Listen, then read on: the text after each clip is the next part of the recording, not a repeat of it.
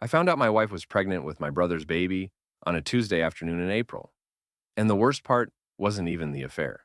The worst part was finding out my own mother had known for months and decided the best play was to let me raise another man's child without ever knowing the truth. Her reasoning, as I would later discover in black and white, in her own words, in emails she never thought I'd read, was that I was the responsible one. I had the job. I had the house. I had the future. My brother Derek was a mess. So why not let the capable son carry the weight? Why not let Kevin handle it? Kevin always handles it. I'm going to tell you exactly how this went down. My name is Kevin Baxter. I'm 31 years old. I work as a project manager for my father's construction company out of Phoenix. I've been with the company since I was 15, starting as a laborer, hauling material and sweeping job sites in the summer heat, while other kids were at the pool.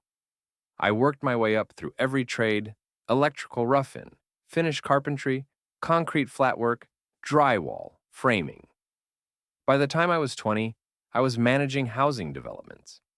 By 24, I had my first official promotion based on nothing but performance. I earn about $85,000 a year before bonuses, and I own a house I bought before I ever met my ex-wife. That house had appreciated close to six figures by the time all of this went sideways. My ex-wife's name is Gretchen. She's 29 and works as a registered nurse, making around $70,000 a year. I met her when she was still in nursing school, driven, sharp, full of plans. She seemed like someone who had a direction in life and wasn't waiting around for someone else to hand it to her. I respected that. I was attracted to that.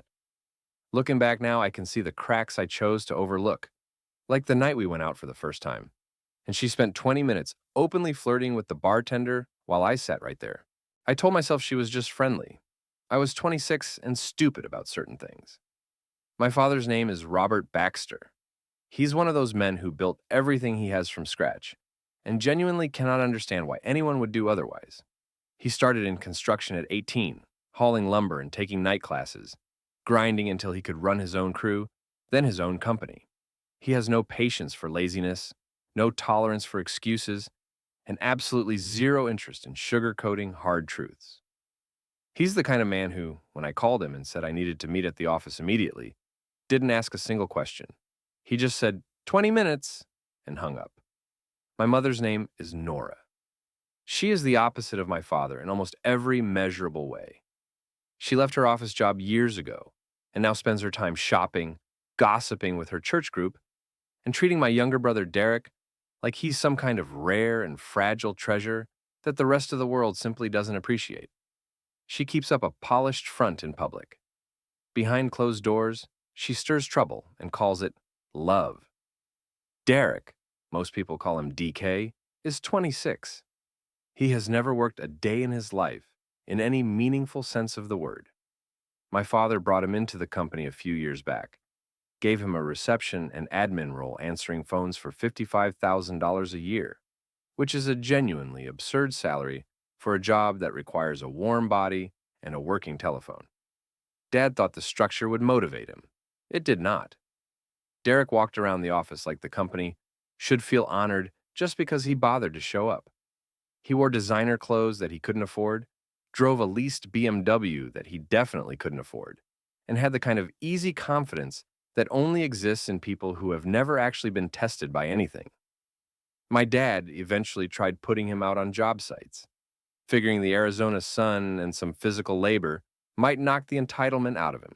Derek lasted less than a shift most days. He'd find reasons to leave early, reasons to call in, reasons why the work was beneath him or the conditions were unfair. Meanwhile, I was managing million-dollar builds, and he was complaining about standing in the heat for 4 hours. At family dinners, Mom would praise Derek for things like arriving on time or remembering to call her back. Actual applause for basic human functioning. When I bought my house, Derek made a comment about how lucky I was. When I got promoted, he told mutual friends it was nepotism, apparently forgetting the decade of documented performance reviews that led to it. He genuinely believed the world owed him something, and our mother had spent his entire life reinforcing that belief. 2 years ago, Derek ran into serious money trouble. Credit cards, car loans, The usual chaos that follows a person who spends like they're wealthy without doing anything to actually become wealthy. My father loaned him $11,500 with a clear repayment agreement. Derek made 2 payments, then went quiet. More excuses followed. Then silence. Then more excuses. In the early years of my marriage, Gretchen and I worked well together. I handled the finances and home repairs. She cooked and kept our social calendar organized. Sunday dinners were something I genuinely looked forward to. She had this way of making a pot roast that reminded me of my grandmother's kitchen. We had real plans. After our third anniversary in October 2022, we decided to start trying for a baby. She went off birth control. We tracked her cycle together, talked about names, talked about which bedroom we'd convert into a nursery. It felt like we were finally moving into the life we'd been building toward. Then, in January 2023, my father landed the biggest contract in company history, a hospital renovation worth $2 million with a 6-month timeline. He put me in charge. Hospital construction is its own category of difficult. The regulations are tight, the inspections are constant, and there is no margin for error whatsoever. I was working long days, late nights, weekend shifts, the kind of schedule that consumes you. At first, Gretchen was supportive. She'd bring dinner to the site sometimes. We'd sit in my truck and eat and talk about what we were going to do with the bonus, pay off the mortgage, start investing, maybe take a real vacation for once. Then, something shifted. She started spending more and more time with a travel nurse from her unit named Petra, outgoing, spontaneous, the kind of person who treats every Tuesday like a reason to go out. Suddenly, Gretchen was out 3 or 4 nights a week, and the routine we'd built together quietly fell apart. I was too buried in the hospital project to see what was actually happening right in front of me. By February, her schedule stopped making sense. She'd always worked 3 regular shifts a week. Now there were extra hours, surprise mandatory trainings, sudden emergencies at the hospital that required her to go in on her days off. Around the same time, Derek started showing up at our house when I wasn't home, bringing Gretchen coffee, fixing small things around the house that I hadn't gotten around to yet. At the time, I thought maybe the job was finally getting to him in a good way. Maybe having some responsibility was turning him into a better person. I actually said something like that to my father. DK seems like he's growing up a little. My father gave me a look I didn't understand at the time. I had no idea that while I was running the most important project of my career, my brother was sleeping with my wife in the house I had bought and paid for before she ever walked into my life. When the hospital project wrapped in March, early and under budget, which was a genuine achievement, I expected things to go back to normal. I came home ready to decompress, ready to reconnect. Instead, I walked back into a house that felt like a stage set. Everything looked the same, but something was off in a way I couldn't immediately name. Gretchen was still working late constantly, still covering shifts, still dealing with emergencies. Except now that I was home more, I started noticing things I hadn't noticed before. Every Friday, she withdrew exactly $200 in cash from our joint account. When I asked about it, she barely looked up from her phone. "Girls' nights," she said. "I use cash so I don't overspend." It sounded reasonable. It would have sounded reasonable to anyone. Except I remembered how we used to track every single expense together. Grocery runs, gas, everything. That was something we'd built together deliberately. And now she was pulling out $200 a week in cash without a word. Then there was her phone, always in her hand. She'd be sitting across from me at dinner, smiling at the screen like someone had just said the funniest thing. And the second I walked into the room or got close enough to see, she'd flip it face down or lock it mid-scroll. "Who are you always texting?" I asked one night. "Work group chat," she said, not looking up. "Nothing important." By April, she was getting sick every morning. I asked if she was okay. "There's something going around at the hospital," she said. "I'm seeing my doctor, but you don't need to come. It's nothing serious." Here's the thing she didn't know. I had been tracking her cycle since we started trying to conceive. I knew her body's schedule better than she thought I did. She was 3 weeks late. That had never happened, not once, in all the months we'd been trying. When I brought it up, she didn't get defensive. She exploded. "Why are you monitoring my body like I'm some kind of experiment?" she snapped, and her voice had a sharpness in it I hadn't heard before. "I am a grown woman and a nurse. I think I know when something is wrong with me. Stop trying to control everything." The intensity of her reaction hit me like a bucket of cold water. This wasn't irritation. This was panic dressed up as anger. Around the same time, I noticed something strange about my mother. She stopped calling our house phone altogether and started calling Gretchen directly. Long calls, private ones. Gretchen would take them out in the backyard, voice low, door shut. Once, I walked past the bedroom and heard my mother's voice through the door saying, "He can't find out." I stood there for a second, not sure I'd heard correctly, then kept walking. My mother and Gretchen had never been particularly close. Polite, sure. Cordial at holidays. But suddenly, they were talking every day like they were best friends who'd known each other for years. One afternoon, I walked into the kitchen while they were on speakerphone, and my mother's voice immediately changed register. "Oh, Kevin's home. I'll talk to you later, sweetheart." Click. That was the moment something inside me went cold and focused. I stopped telling myself I was imagining things. I started paying attention to everything. Gretchen's hospital stories started falling apart under basic scrutiny. She'd tell me she'd just come off a 12-hour trauma shift, but she'd walk in the door looking like she'd been at brunch. No exhaustion behind her eyes, no antiseptic smell on her clothes, no weight in her step. Nurses who work trauma shifts don't look like that. I've been around enough job sites to know what genuine physical exhaustion looks like, and she didn't have it. Then, one Tuesday in April, my truck broke down on the way home and I caught a ride with one of my foremen. I walked in the front door around 2 in the afternoon, 5 hours earlier than expected, and heard laughter coming from the living room. Not polite company laughter, genuine, comfortable, intimate laughter. The kind that lives between people who are completely at ease with each other. I came around the corner and found Gretchen and Derek sitting on the couch. Close. Too close. The kind of close that doesn't happen between a sister-in-law and her brother-in-law unless something else is going on.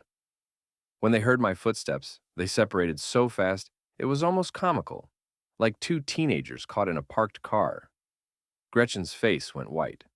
"What are you doing home?" she said, and her voice had that forced lightness that people use when they're terrified. Derek fumbled with his coffee mug and nearly dropped it. "Hey man, and I was just in the neighborhood. Thought I'd check in, make sure she didn't need anything." He held out the mug toward me. "Want some coffee? I made a pot." I looked at him for a long moment. I looked at her. I took the coffee, said nothing, and walked to the back of the house. That night I didn't sleep. I lay in the dark and let my brain do what it does best. Assemble information. Her erratic hours. The hidden phone calls. The morning sickness. The pregnancy symptoms she was desperately trying to explain away. Derek suddenly playing the devoted brother-in-law. My mother whispering on the phone.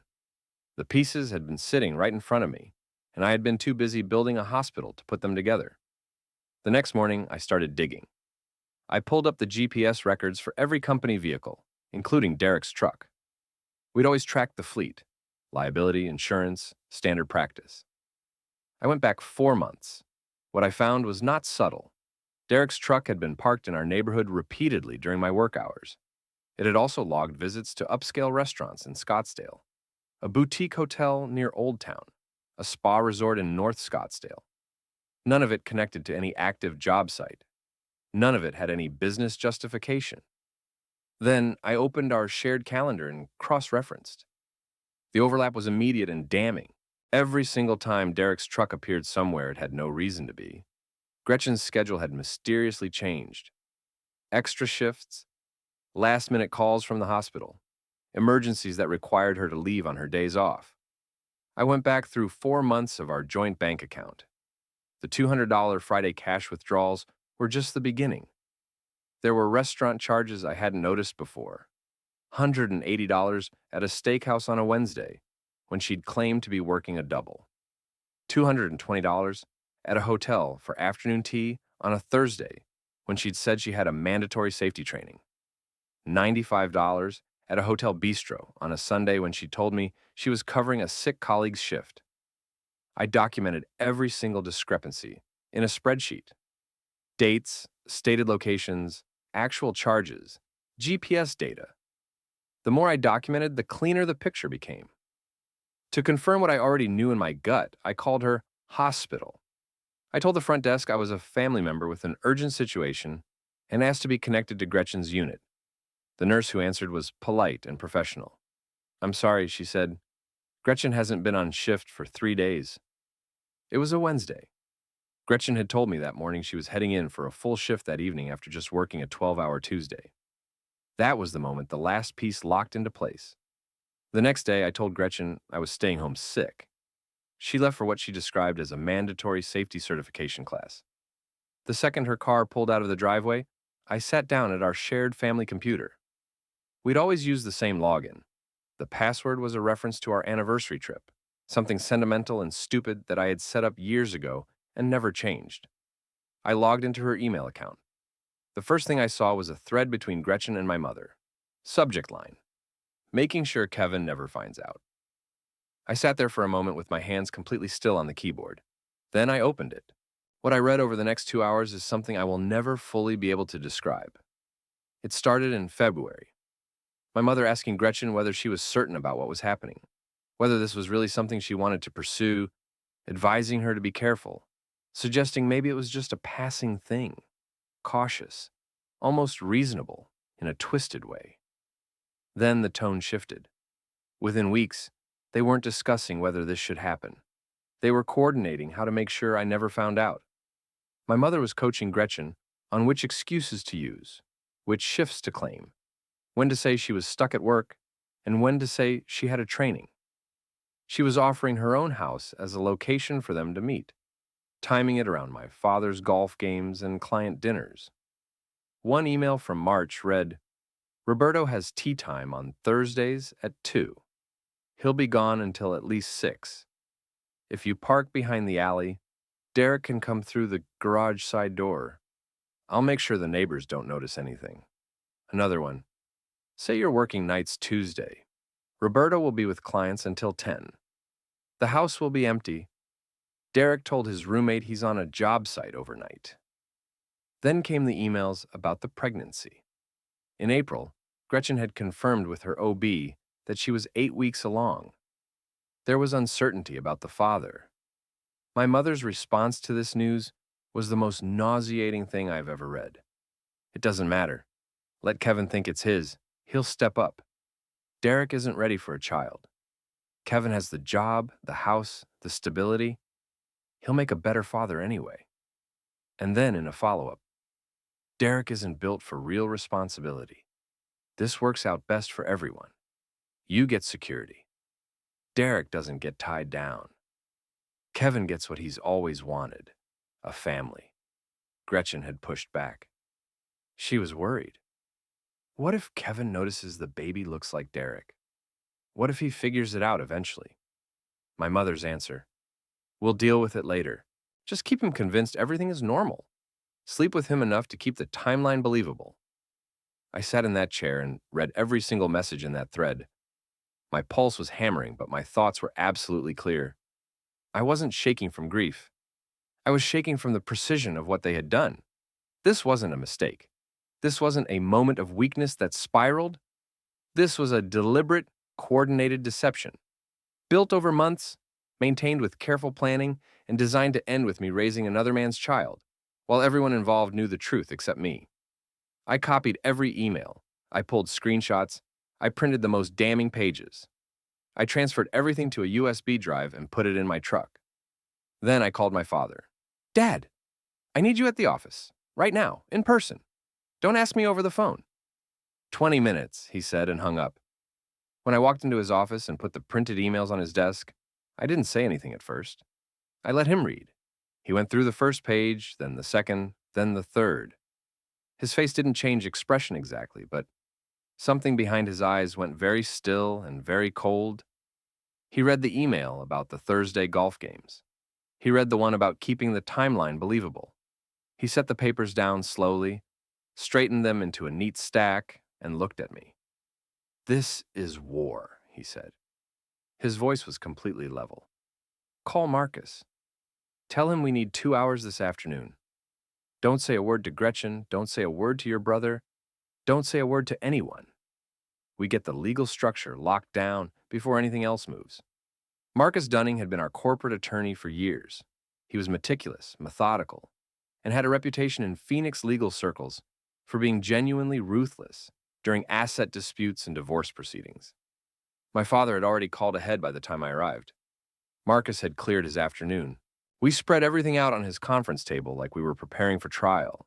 Email chains, GPS records, bank statements, restaurant charges, hospital shift discrepancies.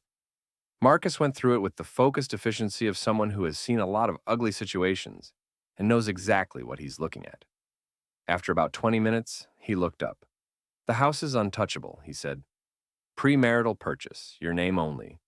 And with what you've brought me, we can move fast and get everything protected before this becomes public." He leaned back. "Here's what you're going to do in the next 24 hours. His instructions were precise. Move the joint funds immediately. Protect my retirement accounts. Document every interaction going forward.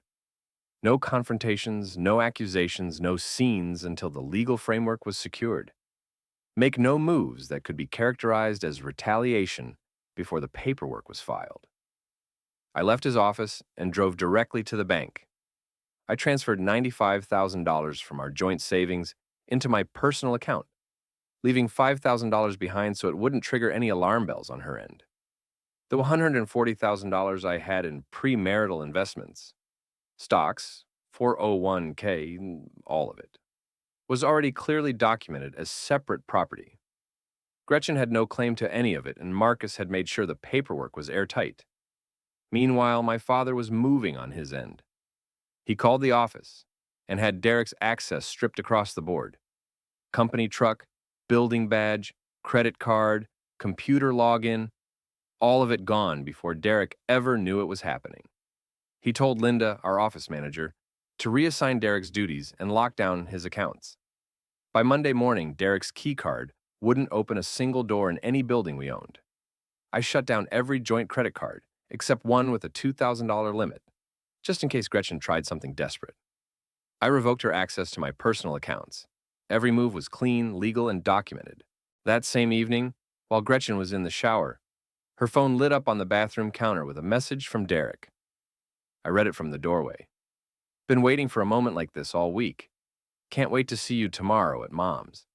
Dad's working late, so we'll have the place to ourselves again. Don't forget to bring what you picked up yesterday." I photographed the screen and forwarded it to Marcus. Then I called my father. "It's time to set the trap," I said. He didn't need details. "What do you need?" "A family dinner, Saturday night, my place. You tell Mom and Derek there's a big announcement, a promotion, a pregnancy, something worth celebrating. Let them fill in the blanks. I'll handle the rest." There was a pause. "I'll make the calls tonight." I told Gretchen about the dinner on Friday evening, keeping my voice casual, keeping my face neutral.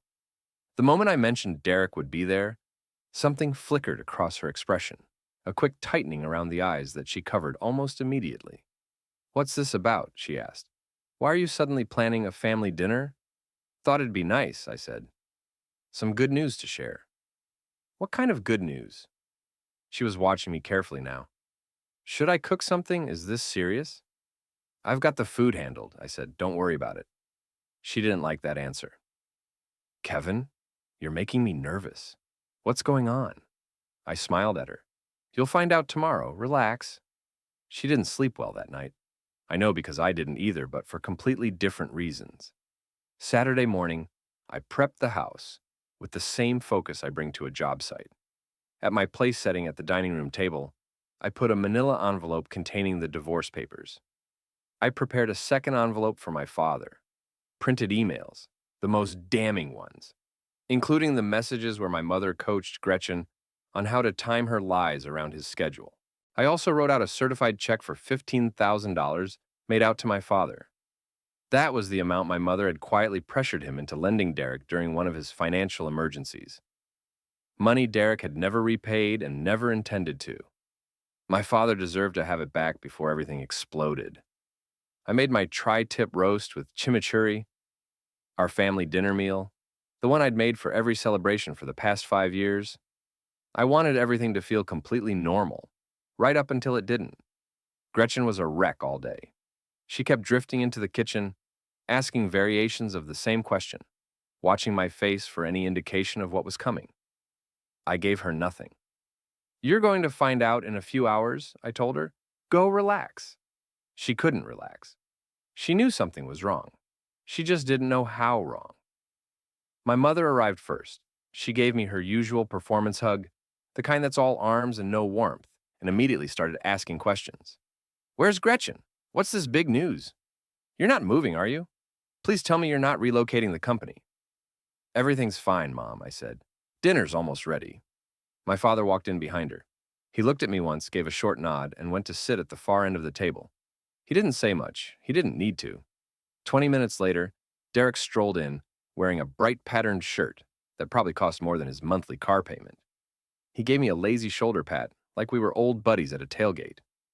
"So what's the big news, man?" he said, grinning. "Don't tell me Gretchen's finally pregnant. Took you long enough." He said it with a smirk, the particular smirk of a man who thinks he's gotten away with something. I looked at him and smiled back. "Sit down, Derek. Eat something." Dinner was almost surreal. My mother filled the silence with chatter about the weather and a dispute at her church group. Gretchen barely touched her food. She pushed it around her plate and kept glancing between Derek and me with the careful eyes of someone waiting for a detonation. Derek ate with the relaxed confidence of a man who believes he is untouchable. My father said almost nothing. When the plates were cleared, Dad raised his beer and looked at me with an expression that was almost amused. "Well, son, you've got the floor." I stood up. I reached for the manila envelope. I walked around the table and set it in front of Gretchen. "I do have something to share," I said. My voice was completely steady. "Those are divorce papers." The room went so quiet I could hear the refrigerator running and a dog barking somewhere down the street. Gretchen stared at the envelope. Her face drained of color so fast it was like watching something deflate. "What is this?" she whispered. My mother's hand flew to her chest. "Kevin, what on earth? What are you doing? This is not, you can't just—" I didn't look at her. I turned to my father and placed the second envelope on the table in front of him. "This one's for you," I said. "Emails between your wife and mine. Months of messages coordinating an affair between Gretchen and Derek. Mom wasn't just aware of it. She helped run it. She used your house. She worked around your schedule." My father opened the envelope slowly. He already knew the contents. We had gone through everything together in Marcus's office. But reading the words on the printed page in his wife's handwriting was something different. His jaw tightened. His hands tightened. He didn't say anything yet. Derek pushed back from the table so fast his chair hit the wall behind him. "You went through her emails?" His voice was loud and indignant. "That's illegal, man. You can't use that. None of that is admissible. You can't—" "That's what you're focused on right now," I said. "Not the fact that you've been sleeping with my wife in my house. You're worried about email privacy laws?" Derek's mouth opened and closed. Gretchen stood up. "Kevin, please, just let me explain. Please, just—" "We're done," I said. 2 words, no heat in them at all. My father had found the page. The one about the Thursday golf games. The one about parking behind the alley. He set the papers down flat on the table and looked at my mother. "Nora," he said, and his voice had a quality I had never heard from him before. Not anger exactly. Something colder than anger. "What is this?" My mother had been sitting very still. Now she shifted into damage control mode. "Roberto, I was trying to protect the family. I was trying to keep everything from falling apart. You have to understand. Protect the family," he repeated. "She was already involved with Derek. There was nothing I could do to stop it.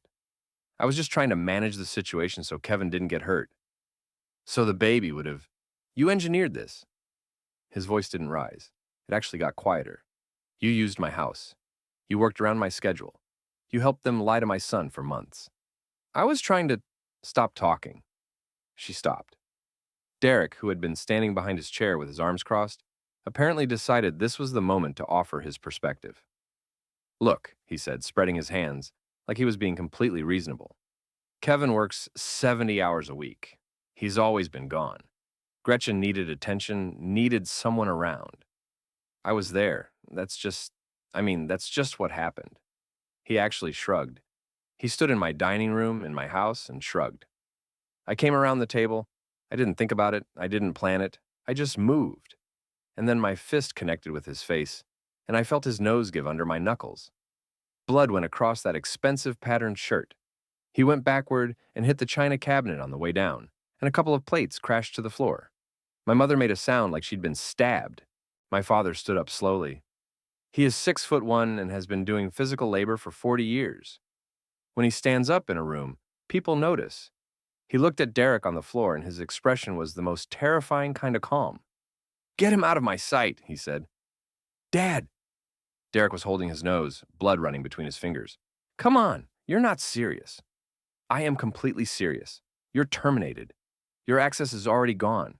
Your truck is already locked. You are no longer my concern. He's your son. Kevin is my son. You're just someone I shared DNA with. There's a difference, and you proved it tonight." My mother had rushed to Derek, and I was trying to help him up. "Roberto, please. He made a mistake. He's still your child. You can't just—" "Nora." He turned to look at her, and whatever she saw in his face made her go quiet immediately. "Get your coat. We're leaving. You and I need to have a very long conversation." Gretchen had been crying through most of this. She was still at the table, mascara running, hands shaking. When my father and mother walked out and Derek followed, still holding his face, still bleeding, she looked at me with red eyes. "What now?" she asked, barely above a whisper. "Now you pack your things," I said. "This house was mine before you ever moved in. You've got until tomorrow morning." She nodded. She didn't argue. She just got up and walked upstairs. I stayed at the table. The divorce papers were still open in front of her empty chair. There were broken plates on the floor from the china cabinet, a chair knocked sideways, blood on the hardwood. The chimichurri was still on the table in the serving bowl. The whole room looked like what it was, the end of something. But I felt clearer than I had in months. The divorce moved fast. Marcus was efficient and thorough, and the documentation I had was substantial. Gretchen's attorney floated the idea of alimony early in the process, and Marcus shut it down before it had time to breathe. She had a full-time nursing income, no children in our household, and a mountain of evidence showing deliberate deception during the marriage. Arizona is a no-fault state, but the evidence still shaped the asset division and killed any support claim she might have had. In the end, she walked out with her personal belongings, her Honda Civic, and nothing else. The house stayed mine. The investments stayed mine. The retirement accounts stayed mine. The DNA test confirmed what I already knew. The baby was Derek's. Gretchen moved in with Petra, the travel nurse who had been covering for her throughout the affair, providing alibis, backing up her stories, playing the role of the fun friend while facilitating a months-long deception. According to people we both knew, Petra got tired of the situation very quickly. Gretchen was apparently not easy to live with in the aftermath, crying constantly, expecting sympathy on demand, unable to manage basic expenses on her own. Within 6 weeks, Petra asked her to leave. My father followed through on everything he said that night at the dinner table. Derek was officially terminated from the company. His building access was gone, his company vehicle was recovered, and his name was removed from every project file. My father made a series of phone calls to contacts across the Phoenix construction industry. He didn't dramatize it. He just told people the truth about why Derek was no longer with the company. Word spread the way it always does in a trade industry, fast and permanent. Derek couldn't get hired anywhere in the field. The only world he'd ever half participated in had closed its doors. The financial support stopped completely. No more BMW lease payments, no more credit card bailouts, no more cash when things got tight. For the first time in his 26 years, Derek had to figure out how to survive on his own. It did not go well. 3 weeks after the dinner, he got pulled over and arrested for driving on a suspended license with expired registration and no insurance. He'd been dodging the car payments and couldn't afford coverage. He spent 2 nights in county lockup. My father's response when I told him, "Let him sit. Maybe a jail cell will teach him something the rest of his life never did." He didn't bail him out. He didn't send money for a lawyer. He let Derek handle it. Gretchen made several attempts to reopen communication. Emails, texts, A voicemail that was equal parts apology and accusation. She showed up at my job site one afternoon and told the foreman she needed to speak with me urgently. I had him tell her I wasn't available.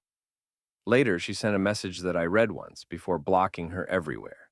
A message in which she explained that the affair had been a response to my emotional unavailability, that I had prioritized work over our relationship, that she had felt unseen and unheard for years. The classic formula. Take the thing you did, flip it around, and make it about what was done to you. I read it, blocked her number, and went back to work. What genuinely satisfied me, more than the divorce settlement, more than the dinner table scene, was watching my father dismantle my mother's life with the same methodical precision he applies to everything. My father had noticed things before the dinner: odd spending patterns, unexplained charges, behavior that didn't quite add up. After learning the full scope of what had happened, he had Marcus conduct a complete financial audit of their joint accounts going back 2 years. What the audit found was not a small thing. My mother had been secretly funneling money to Derek for years, approximately $3,000 a month, sometimes more. She had opened credit lines in her own name that my father didn't know about. She had taken cash advances. She had, at some point, taken out a second mortgage on their home without telling him. She had been quietly draining their finances to sustain Derek's lifestyle. The BMW, the designer clothes, the dinners, the appearance of a man who had made something of himself, while presenting herself to my father as a devoted and responsible partner. 6 weeks after the dinner, my father filed for divorce. He was 58 years old, had built everything he owned from nothing, and had zero interest in spending another day being lied to by someone he had trusted completely. My mother's reaction was not dignified. There were screaming matches, there were tearful phone calls through mutual friends, there were pleas and threats and everything in between. My father did not budge once. The divorce settlement was not kind to my mother. She hadn't worked in over a decade. She had no independent income, no savings that hadn't already been exposed in the audit, and no financial claim on the business, which was my father's sole property. He kept the company, kept the house, kept the primary assets. She walked away with significantly less than she'd expected, which is what happens when your attorney discovers you secretly mortgaged the marital home. She ended up taking a job at a Target near her new apartment. $12 an hour. The same woman who used to make dismissive comments about service workers, who treated store clerks like furniture, who prided herself on her lifestyle and her social standing, now wearing a red vest and scanning barcodes for people half her age. Derek moved in with her. The BMW was repossessed. They were sharing a 2-bedroom apartment in a part of town that was a significant step down from anything either of them had been accustomed to. Derek tried multiple times to reach my father: texts, voicemails, a letter at some point, attempts to show up at the office that were stopped by security. His message was always some variation of the same thing. He'd learned his lesson, he was sorry, he wanted a chance to make things right. My father's response never changed. You chose your path the day you went after your brother's wife. You made that choice deliberately, and you kept making it for months. Now, you walk it. The last information I had on Derek was that he was working the overnight shift at a Home Depot, unloading freight trucks and stocking shelves. He'd been through 4 jobs in 8 months. Couldn't hold any of them because he still carried the same attitude into every workplace. Still believed he was above the work. Still couldn't understand why people didn't recognize what he had to offer. The entitlement that my mother had spent 26 years building into him was now the thing actively destroying whatever remained of his life. Gretchen had the baby, a daughter. She's living in a 1-bedroom apartment and working extra shifts to cover daycare. She made a public post on social media at some point asking for help with baby-related costs. People who knew the situation, and there were more of them than she realized, showed up in the comments with the full story. It did not go well for her. Then, about 4 months after the divorce was finalized, they showed up at my door. My mother and Derek, uninvited, on a Saturday morning. I opened the door and looked at them for a moment without saying anything. My mother spoke first. She had clearly rehearsed this. Her voice had that particular quality it gets when she's performing sincerity. Measured, slightly trembling, full of pauses designed to suggest deep feeling. "Kevin," she said, I know you're angry. I understand that. But that little girl is your niece. She deserves a father figure. She deserves stability. And you are the only person in a position to give her that." "We're still family," Derek added. He was thinner than I remembered. The designer clothes were gone. He was wearing a plain gray sweatshirt and looked like he hadn't slept well in weeks. "People make mistakes. That's part of being human. You can't just cut everyone off forever." "We're not asking you to forget what happened," my mother continued. "We're asking you to be the bigger person. Put your name on the birth certificate. Help with the child support so that little girl has what she needs. And if you could help Derek with his legal situation, just the lawyer fees, nothing more, he can get back on his feet and get off my property," I said. My mother blinked. "Kevin, I'm going to say it one more time, and then I'm calling the police. Get off my property and don't come back." "You're punishing an innocent child," Derek said, and his voice had an edge in it now. "That's not who you are. You're better than this." "You don't know who I am," I said. "You never did. Now leave." They left. I called the non-emergency police line anyway and gave them the short version of the situation, asked them to document the visit. The officer who came out listened to the whole thing, looked at the summary I'd put together, and told me he'd seen this particular playbook before. "You're smart to keep records," he said. "People like this don't usually stop at one visit." He was right. My mother tried twice more, once through a mutual friend from her church group, once through a cousin I hadn't spoken to in years. Both times I gave the same answer. I had nothing to say to her. It's been 8 months since the Saturday night dinner, 8 months since I put those divorce papers on the table and watched my wife's face go white. I won't pretend the first few months were easy. They weren't. There's a particular kind of grief that comes from losing people you loved and then discovering they were never quite who you believed them to be. I was 30 years old, starting over, and trying to figure out how to trust my own judgment again, after being deceived this thoroughly by people this close to me. Something that helped unexpectedly was a conversation I had with my foreman, a guy named Len Pollard, who's been in construction for 30 years and has seen everything twice. We were eating lunch on a job site about 6 weeks after the divorce was finalized, and I was in one of those moods where everything feels bleak and pointless. Len had been through a bad divorce himself years earlier, and he mentioned something his daughter had told him about, a matching app called singletune.com. He said what his daughter had described was different from anything he'd heard of before. "She said before you even see a single profile," Len told me, leaning against the truck bed with his sandwich, "you have to answer all these questions about what you actually believe in, what you've been through, what you want your life to look like. Not just hobbies and whether you like hiking. Real questions, the kind that take a minute to think about." He shrugged. "She said it matched her with someone based on values, not just proximity or what somebody looks like in a photo. She said it felt like the app actually understood what she'd been through." I didn't say much. I just filed it away. The thing that struck me later, sitting alone at my kitchen table on a quiet Sunday evening, was the phrase he'd used. What you've been through. I'd spent months building a legal case, protecting assets, executing a strategy. All of that was necessary.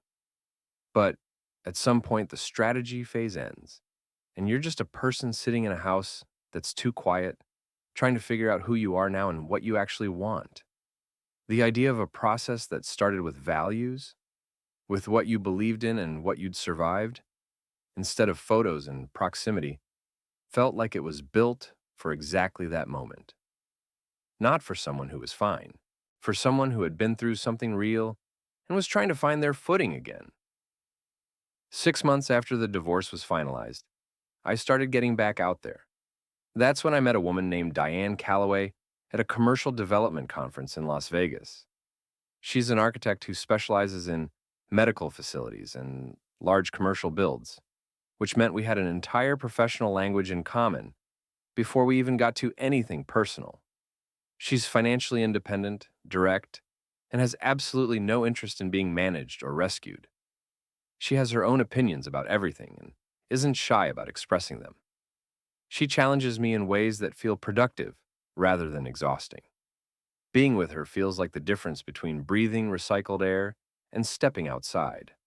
I heard through a mutual contact in the industry that Len's daughter had actually met her current partner through singletune.com, that they'd been together almost a year, and that she described the whole experience as the first time she'd ever felt genuinely understood by a matching process. Len mentioned it one afternoon while we were reviewing plans, almost in passing, and there was something in the way he said it, quiet and a little proud, that stuck with me. She'd answered all the hard questions honestly about the divorce she'd been through, about what she'd learned from it, about what she needed in a partner. And the algorithm had taken all of that seriously, had matched her with someone who'd been through his own version of hard, and come out the other side with the same kind of clarity she had. I don't know exactly what I would have written in those answers 8 months ago, but I know I would have written the truth. And I think that's exactly the point. My relationship with my father has become something I didn't know was possible between us. After the dust settled, he brought me in as a full business partner and handed me a 40% ownership stake in the company. We've been in serious discussions about expansion, commercial real estate development starting in Tucson, with a potential branch into the Las Vegas market, which is booming in ways that align perfectly with what we build. The company has grown significantly since Derek's departure. We've stopped losing clients to his carelessness and started landing contracts that would have been out of reach before.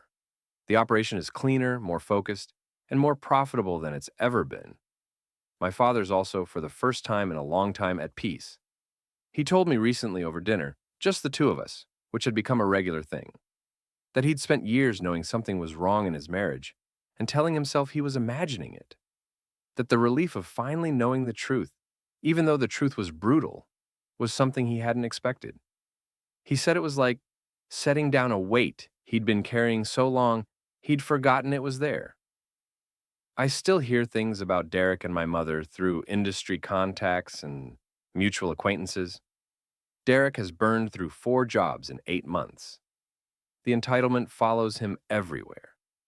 He can't seem to understand why employers don't see what he sees in himself, why colleagues don't defer to him, why the world keeps expecting him to actually do the work. My mother is still at Target, still in the apartment with Derek, still making occasional attempts to reach my father through third parties. His response has been the same every time. You made your decision when you helped destroy Kevin's marriage. Now you live with what you chose. If there's one thing this entire experience burned into me permanently, it's something I knew intellectually before, but didn't understand in my bones until it cost me everything. When people show you who they are, believe them the first time, not the 5th time. Not after you've given them the benefit of the doubt so many times that the doubt itself has become the foundation of the relationship. The first time. Family isn't biology. It's not shared last names or holiday dinners, or the fact that you grew up in the same house. Family is what people do when it's hard. It's loyalty when loyalty costs something. It's honesty when honesty is uncomfortable. It's doing the right thing when nobody's watching and there's no benefit to you personally. Derek and my mother failed that test in the most spectacular way imaginable. My father and I passed it, and the justice, the real justice, the kind that actually satisfies, hasn't been in confrontations or legal victories or watching people squirm. It's been in the quiet accumulation of what came after. Watching Derek stock shelves at 2 in the morning. Watching my mother scan barcodes for people she used to look down on. Watching Gretchen navigate the consequences of every choice she made, without me there to absorb them for her. And watching my own life, the one they tried to quietly dismantle while I was building a hospital, come together better than it ever was before. That's more than enough.